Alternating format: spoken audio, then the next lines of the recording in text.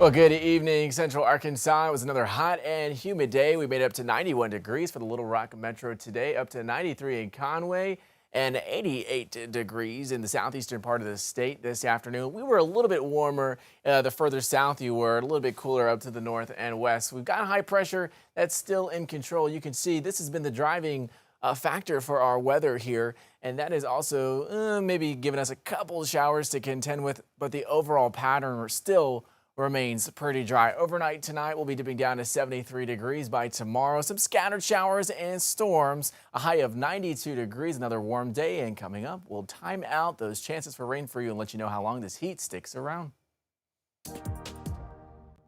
Well, Little Rock police are trying to piece together what led to a deadly shooting earlier this morning. Officers were called to Asher Avenue and Fair Park, where they found two people suffering from gunshot wounds. Police say the shooting happened just after 2 a.m. earlier this morning. When officers arrived, they found an adult man and a juvenile with gunshot wounds. The adult victim died on the scene despite life-saving efforts. The juvenile was taken to a local hospital and remains in critical condition. Anyone with information is asked to contact Little Rock homicide detectives. And the Pulaski County Sheriff's Office is looking into the death of a person whose body was found in the Arkansas River Saturday evening. Investigators say the discovery was made near the bridge connecting Little Rock and North Little Rock. Detectives are now working to determine the circumstances surrounding the death. To give you a quick recap, the Pulaski County Sheriff's Office were called around 7:30 Saturday night after a report of a body in the Arkansas River. The body was later recovered as multiple agencies responded to the scene. So far, investigators have not released the person's identity or said the cause of death. The Pulaski County Sheriff's Office says the investigation is ongoing and anyone with information is urged to contact police.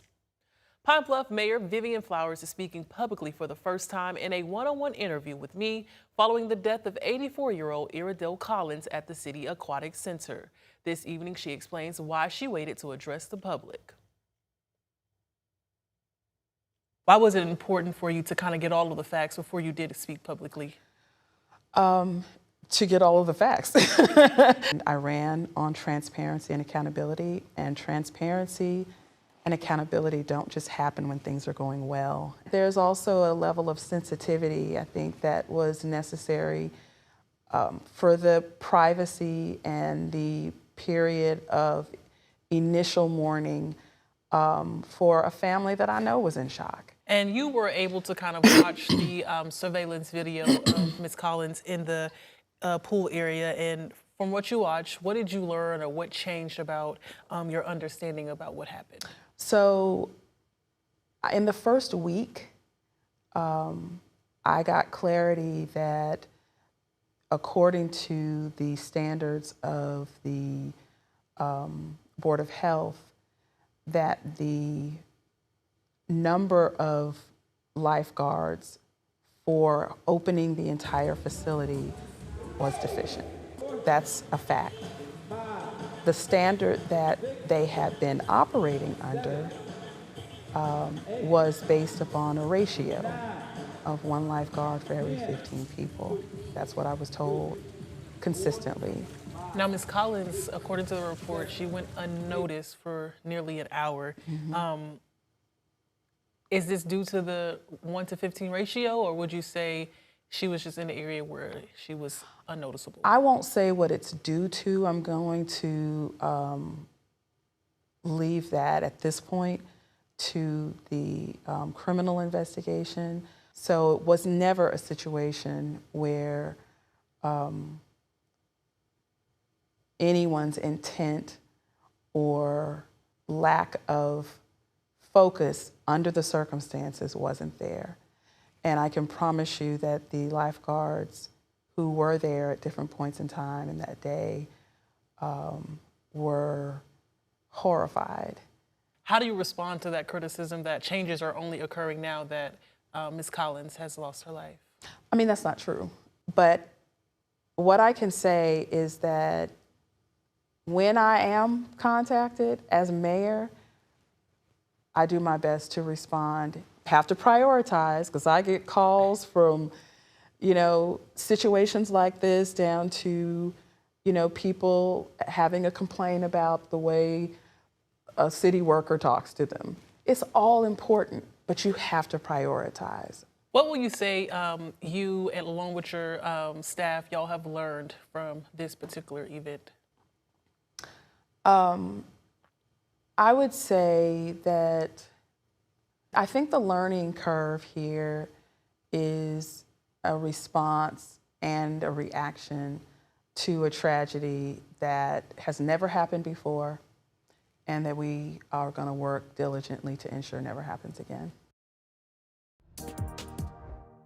Also new tonight, police are also looking into a second deadly shooting from Saturday night. Officers were called to West 26th Street just before 9 o'clock, where they found an adult male suffering from a gunshot wound. Little Rock police say officers were dispatched at 8:48 Saturday night, and when they arrived, they found an adult man who had been shot. LRFD rescue crews responded and attempted life-saving measures, but the victim was pronounced dead at the scene. Homicide detectives say they are currently working to determine what led to the shooting and are asking anyone with information to come forward. In an update on Conway's water restrictions, the city utility company approved some measures to try and ease Conway Lake drought conditions. Last week, the utility company announced plans to work with neighbors and Heber Springs and draw water from Greer's Ferry Lake. That decision has been approved by city leaders. Localized drought conditions at Brewer Lake forced Conway Corp to enforce restrictions on things like lawn watering and car washing. But now, with the city pulling water from Greer's Ferry Lake, locals and city officials are hoping this will ease conditions and lessen drought impacts. They're planning on running a raw water main, which means it's untreated water, and they're going to pump from the lake.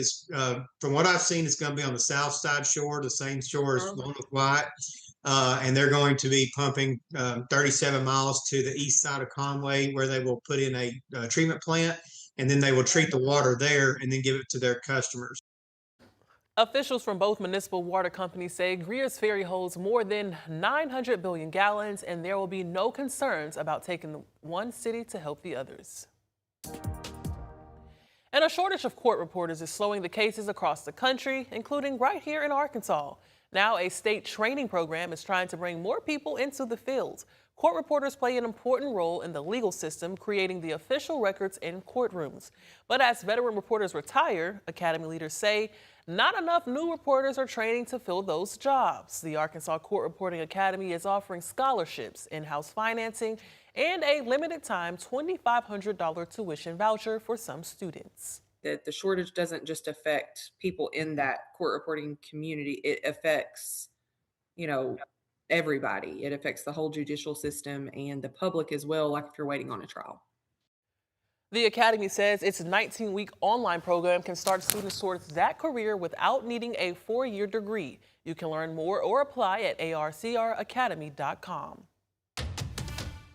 And during the hot summertime, we all have fun while swimming in the pool, but it can make a big difference, and it can also lead to some scary situations, like the one a husband and wife encountered on a Saline County lake 2 weeks ago. It shows the importance of being prepared for any kind of emergency. For Keith Scott, doctors say he had only a 10% chance of surviving after a freak wasp sting. THV 11's Carter Threet explains how he beat those odds. About to go out on the lake, get on the boat, have the grandkids, everybody set up. A full Saturday on the lake, ready to launch for Keith and Lane Scott, until he said he felt something hit him, and it was a red wasp, and he just swatted it away. And then we got on the boat, and we were about 2 or 3 minutes away from the dock, and he looked at me and says, "Honey, I don't feel good." Keith went and sat down, but his head rolled back and he began foaming at the mouth. Lane says she knew she had to act. I looked at everybody on the boat and says, "Who knows CPR?"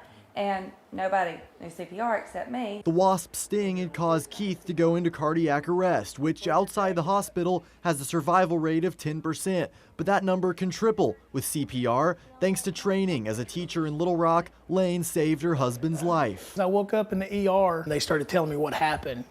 And I was like, oh my goodness, I had no clue. what happened. Nikki Smith with the American Heart Association says it's the second story she's heard in 2 weeks of CPR saving a life in Central Arkansas. Had she not started CPR, had she waited for emergency services, it may not have been a CPR safe story. But it is. The Scotts say they hope it'll inspire others to learn the life-saving technique and protect their loved ones. It was just one of those things that it was kind of a checklist. You know, you just check off, I'm doing this because it's something I need to do. Knew it was important, did not know how important. I didn't know. She's a rock star. I mean, I wouldn't be here without her. I mean, I feel like I got the lottery ticket sitting right here. In Saline County, Carter Thweet, THV 11 News. Well, patriotic traditions filled the streets of Hot Springs yesterday on the 4th of July. Coming up, see why this particular celebration meant so much to the community.